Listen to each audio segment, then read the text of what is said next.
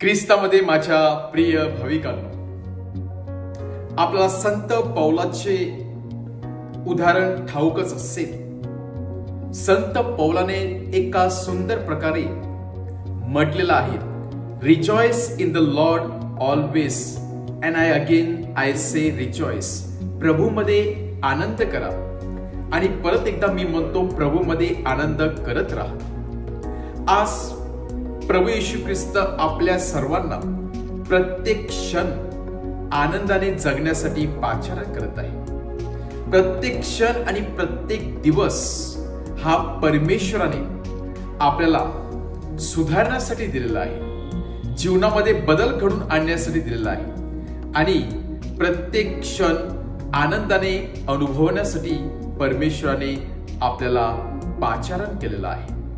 आणि म्हणूनच आपल्या मनातील अशा कुठल्या गोष्टी जे आपला आंतरिक आनंद हिरावून घेत असतात, जे आपल्याला हा क्षण मुक्तपणे जगण्यासाठी मागे खेचत असतात किंवा हा दिवस आनंदाने जगण्यासाठी आपल्या मार्गामध्ये एक ब्लॉकेज म्हणून निर्माण करत असतात, अशा सर्व गोष्टींना बाजूला सारून चांगलं जीवन जगण्यासाठी, आनंदी जीवन जगण्यासाठी व तो आनंद इतरांना देण्यासाठी परमेश्वर पाचारण करत आहे.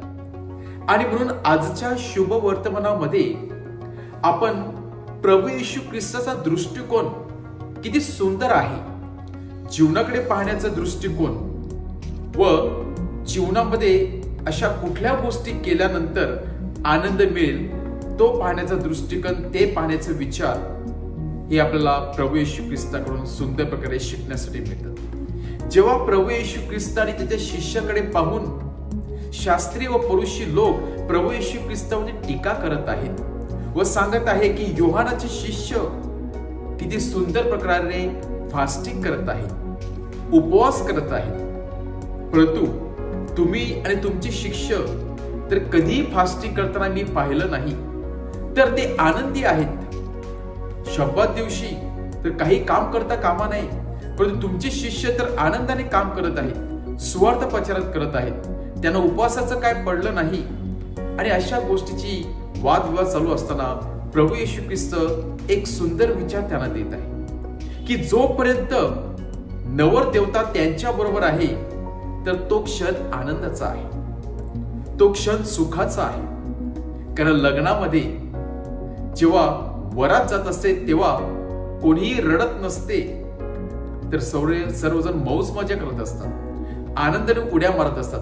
कारण लग्न सोहळा असतो, जेवण दिलं जाते. आणि म्हणून प्रभू येशू ख्रिस्त सांगत आहे, या क्षणाला नवर देवता म्हणजे मी स्वतः आहे, वर मी स्वतः आहे आणि हा लग्न सोहळा आहे.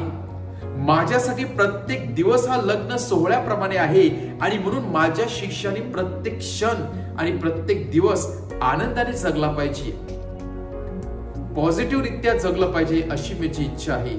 आणि म्हणून उपवास करून, स्वतःला विद्रूप करून इतरांना दाखवण्यासाठी फिरण्यापेक्षा आपलं अंतःकरण स्वच्छ ठेवलं पाहिजे, आपल्या जीवनामध्ये बदल घडून आणला पाहिजे. आणि ज्या गोष्टी आपल्याला या आंतरिक आनंदापासून दूर नेतच असतात त्या सर्व गोष्टी बाजूला ठेवला पाहिजे.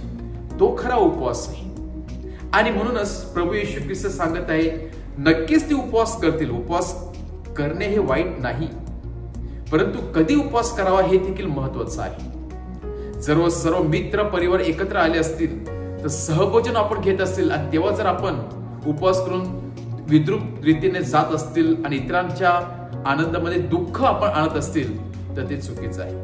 आणि त्यामुळे इतरांबरोबर आपण मौज मजा केली पाहिजे, आनंद करण्याबरोबर आनंद साजरा केला पाहिजे, दुःख करणाऱ्याबरोबर दुःख साजरा केला पाहिजे.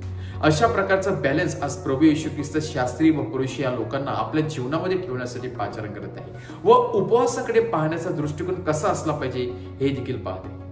होय माझ्या प्रिय भाविकांनो, प्रत्येक क्षण परमेश्वराने दिलेली एक सुवर्ण संधी आहे. या सुवर्ण संधीचा फायदा आपण कशा प्रकारे करत असतो हे आपण ठरवायचं आहे.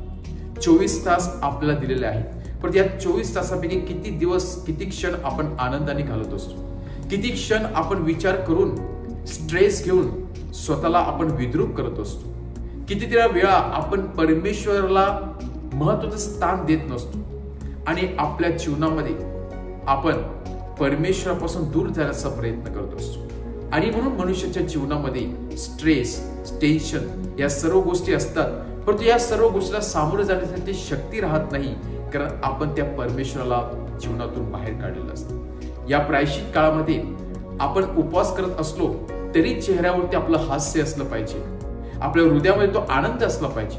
आजचा दिवस माझा शेवटचा दिवस आहे हे समजून हा प्रत्येक क्षण आपण आनंदाने जगण्याचा प्रयत्न केला पाहिजे, कारण आपला वर, आपला नवर देवता प्रभू येशू ख्रिस्त नेहमीच आपल्या बरोबर आहे आणि तो नक्कीच आपलं सामर्थ्य पुरवणार आहे। आमेन।